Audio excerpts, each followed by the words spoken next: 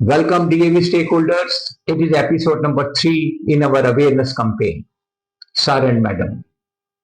Today we are going to reveal certain facts which prima facie appears to be non-transparent and inconsistent with the DAV's own scheme of recruitment. These issues raise serious questions about fairness, uniformity, and compliance with the circulated recruitment rules of the DA. So please stay with us till the end of this video. ये बात पूरी तरह स्पष्ट है कि teachers की minimum qualification के नियम national council for teachers education द्वारा तय किए जाते हैं और ये नियम रूल्स फाइनल होते हैं, चाहे स्कूल सीबीएसई हो, आईसीएसई हो, स्टेट बोर्ड से एफिलिएटेड हो या कोई प्राइवेट अनएडेड स्कूल हो और स्कूल किसी भी स्टेट या यूनिटरी टेरिटरी में स्थित हो, कहीं भी हो, above all national council for teachers education के रूल्स ही सबसे ऊपर माने जाएंगे। ये पहले भी मैंने आपको बताया था। आज बात ये करेंगे कि national council for teacher education although it fixes the qualification, but it does not fix or control the recruitment process like written test, CBT, demo class, and the interview. And then who controls? These areas are covered and governed by the appropriate government rules, means state or central government rules.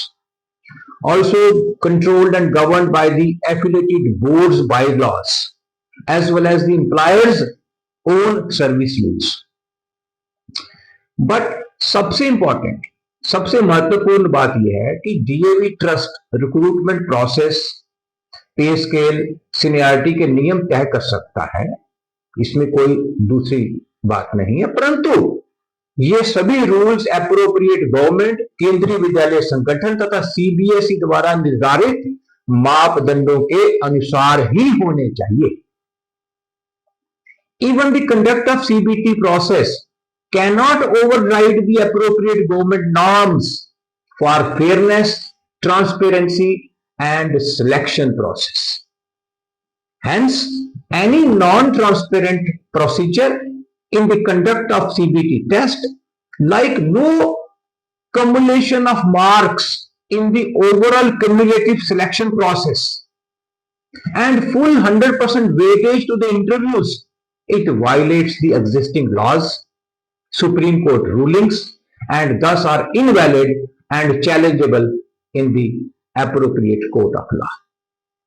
इसका मतलब ये हुआ कि CBT के marks यदि final selection में कहीं add ही नहीं करने हैं तो उसका औचित्य क्या है सीबीटी करवाने का? और पूरा 100% वेटेज अगर इंटरव्यू को ही देना है तो वो मैंने पिछले वीडियोस में भी बताया था कि वो एप्रोप्रिएट गवर्नमेंट्स के लॉज और कानून के और रूल्स के हिसाब से सही नहीं है, वो ठीक नहीं है। Therefore, I urge upon the DAV management that it may like to take corrective and transparent measures so that the quality teachers and more competent teachers can be attracted in the DAV schools. आज एक major disparity को लेकर मैं आपके सामने आया हूं। एक मेजर डिस्पैरिटी सामने आई है। डीएवी स्कीम ऑफ रिक्रूटमेंट के अनुसार करियर ग्राफ के अंतर्गत 20 मार्क्स अलॉट किए गए थे, जो किसी भी कैंडिडेट की academic qualification, experience certificate and overall professional background का एवेल्यूएशन करने के लिए विशेष रूप से रखे गए थे। परंतु इस साल मैंने ऑनलाइन एप्लीकेशन फॉर्म देखा तो मुझे बड़ी हैरानी हुई कि जो एक्सपीरियंस टीचर का दिखाना था, जो कॉलम था, वो कॉलम को ही हटा दिया गया है। इसका सीधा अर्थ यह है कि अब अनुभवी अध्यापकों को कोई प्रायोरिटी नहीं दी जा रही है।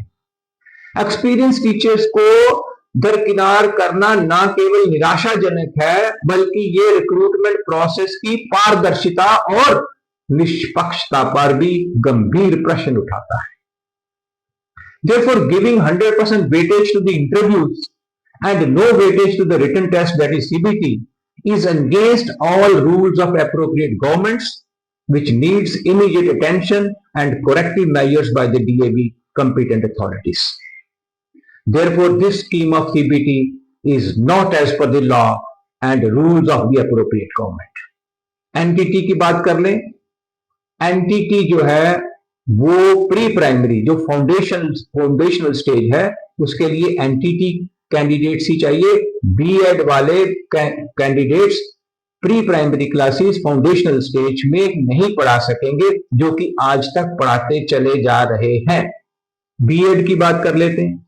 इन द ईयर 2010 एनसीटीई ने गजट के माध्यम से बीएड कैंडिडेट्स को प्राइमरी टीचर्स के लिए एलिजिबल नहीं माना, लेकिन 2018 की गजट अमेंडमेंट के अनुसार बीएड कैंडिडेट्स को प्राइमरी टीचर्स के लिए एलिजिबल मान लिया गया और कहा गया कि they shall mandatory undergo a 6 months bridge course in elementary education recognised by the NCTE within 2 years of their appointment as primary teacher.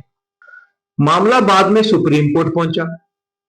In the year 2023 the honourable Supreme Court ruled that BEd graduates are ineligible for primary school teaching.